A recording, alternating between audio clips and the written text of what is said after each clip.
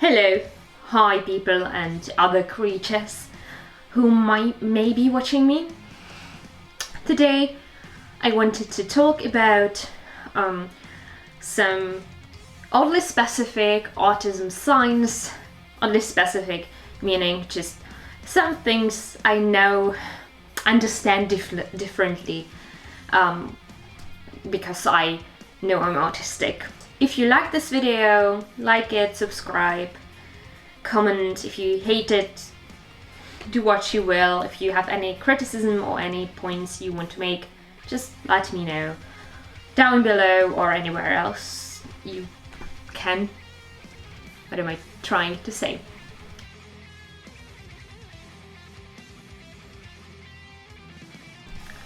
One, I really, and I mean really, loved lamps as a child. My mom had to draw me lamps, then turning them on by using like a yellow pencil and turning them off by filling the bulb in black. I then wished for it to be turned back on, which my mom was unfortunately not able to do. I think technology would have helped back then, but we did not have, drawing tablets or anything like that, so I was out of luck. But that was definitely not where my fascination ended. No. I'd watch them turning on every evening. What I find to be the most unbelievable aspect of this obsession, my first special interests really, was my ability to wake up every morning to go see the lights go out. I have no idea how I was able to do that, because I didn't have any alarm clock and time was changing every day, and my parents were usually still asleep, so it wasn't like they woke me up, yet I would be up and looking out of my window a few minutes before the street lamps were switched off. I think this has to be my childhood superpower, honestly.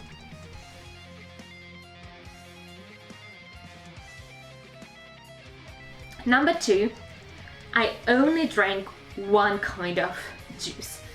I also only ate soups, but that's kind of besides the point. At least it was different kinds of soups, like all broths from different meats and veggies, but still it was different kinds of soups. But with the juice, that was very different. I could not go without it. I would just not drink anything rather than have to drink, water or tea or any other kind of juice. The only exception to that rule was when we went out to dine in a restaurant. I would be, for some reason, kind of able to get a different kind of juice, but otherwise it had to be a little multivitamin juice. Nothing else, and it lasted for years.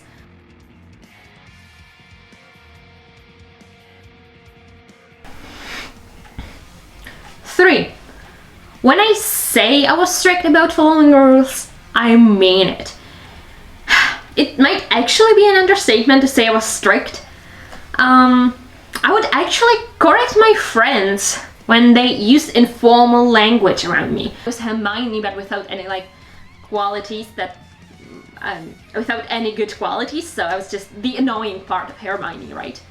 The one I would rather die than be expelled kind of girl. So I just was so particular about following grammar rules.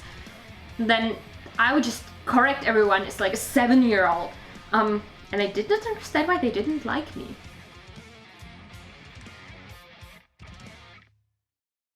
Four, I based my relationships on the books. Sometimes also on TV shows and movies, but mostly books because I was a huge bookworm and I just connected to those characters immensely. I was kind of unaware of social rules, that I probably thought this was actually the only way to learn how to communicate with others. In hindsight, basing your relationships on Twilight is not the best idea. it's kind of funny, but I also hurt a lot of people because of that. So I'm very much sorry about that. Like, I don't know even how you apologize about something like this, you know? Oh yeah, I thought you were a werewolf, so that's why I was behaving that way. How do you apologize, you know? I like to think that my skills are better now. Not necessarily the social part of it, but I'm better at analyzing fictional texts because I love reading, and I've developed and I've read a lot of books and I had to write a lot of essays. So now I'm a bit more critical about what I'm reading, and don't think it's the same as the reality. So I'd like to think I'm a bit more careful right now, even though I still use fiction as, you know, kind of a rule book to life.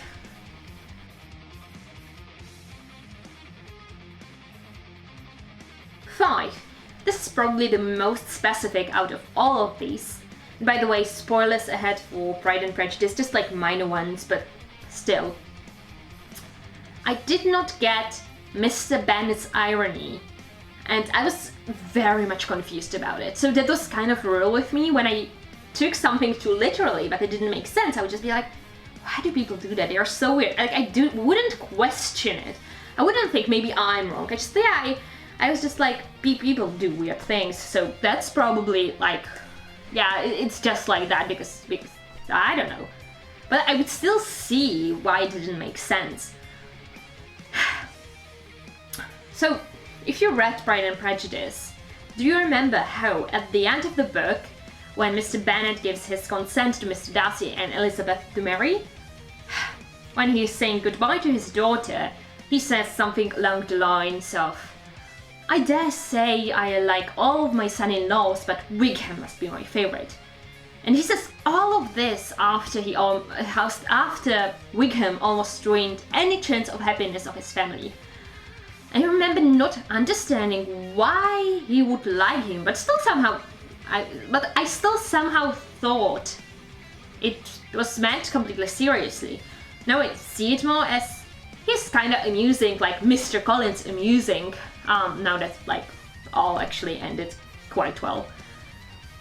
But yeah, I tend to not take irony and sarcasm and joking like too seriously. You sometimes don't get that something is joking, but like this sometimes happens to me that I just like, especially if it's like in a written text, that I just take something completely seriously.